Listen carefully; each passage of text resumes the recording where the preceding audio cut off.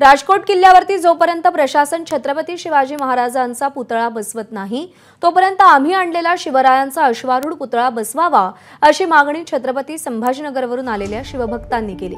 हे शिवभक्त 16 फूट उंच अश्वारूढ पुतळा घेऊन मालवणला आलेत। प्रशासनाने या ठिकाणी पुतळा बसवण्यास परवानगी नाकारून तो पुतळा माघारी पाठवला।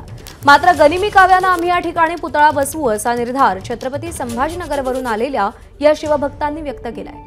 त्यांच्याशी बातचीत केली आहे विजय केसरकर यांनी। राजकोट किल्ल्यावर छत्रपती शिवाजी महाराजांचा जो पुतळा होता तो कोसळल्यानंतर मराठवाड्यातून संघटना आली, शिवभक्त आलेत आणि त्यांनी या ठिकाणी छत्रपती शिवाजी महाराजांचा अश्वारूढ पुतळा येतो घेऊन आले। मात्र प्रशासनाने तो पुतळा येतो पुन्हा माघारी पाठवलेला आहे। आम्ही संभाजीनगर इथनं पुतळा आणला, 700 किलोमीटरचा प्रवास आम्ही घेतला। आता सध्या पुतळा प्रशासनाने आमच्या ताब्यातनं घेतला। आम्ही त्यांना म्हटलं की तुमच्या नियंत्रणात असू द्यात पुतळा इथे।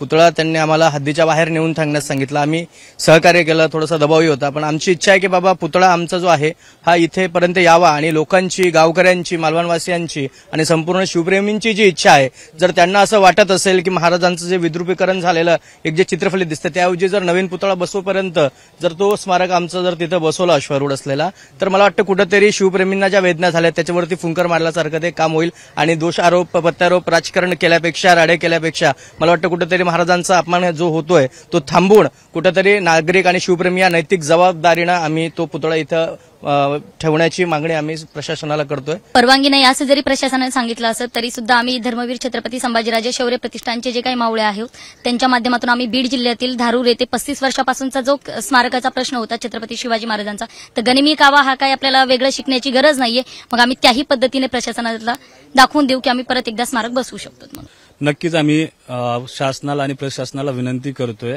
जे राजकीय वादळ उठलंय हे थांबवावं म्हणून आम्ही हे छत्रपती शिवाजी महाराज स्मारक बसायचं म्हणतोय। आणि जर आम्हाला परवानगी देऊन बसू नाही दिलं, आम्ही रात्री अर्ज पण केलाय, त्यानंतर बघूया आम्ही आमच्या पद्धतीने 100% इथं स्मारक बसवणार आणि तोपर्यंत आम्ही मालवण सोडणार नाही, ही आमची ठाम भूमिका आहे। जर प्रशासनाने आम्हाला मान्यता दिली नाही तर गनिमी काव्याने हा पुतळा या ठिकाणी बसवू, मात्र तोपर्यंत आम्ही मालवण सोडणार नाही अशा पद्धतीचा इरादा देखील या सगळ्या शिवभक्तांनी बोलून दाखवलाय। कॅमेरामन निलेश शेवाळेसह विजय केसरकर, एबीपी माझा, राजकोट, मालवण। एबीपी माझा, उघडा डोळे बघा नीट।